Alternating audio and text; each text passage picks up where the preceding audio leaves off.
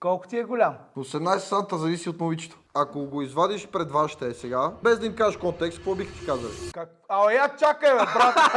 Да, предизвикателство. Дръж ме, грозен. Кумба, аз имам розичка. Аз имам сладолет. Колко ти е голям? 18 санта зависи от момичето. Говоря за това, което държиш, бе. Твоето къв цвят е всъщност? Оранжево.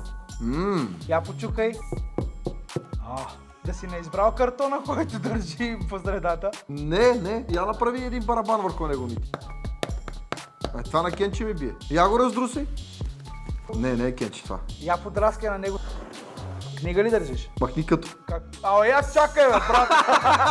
Можеш и да го ядеш. Ами, Ако ако си много обичаш, гладен. малко е пипкаво, не всеки би ял това. Ама в смисъл, моля да се пържи. Не може. Може да се вари. Можеш ли да го ядеш на момиче на първа среща? Ако е на вечеря, да.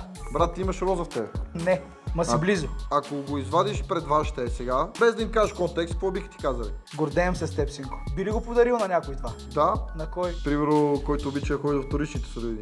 Перси ли държиш, бе? Искаш ли да си ги покажем? Да. Предмети. Ами да, може и Нека стената се дигне сега.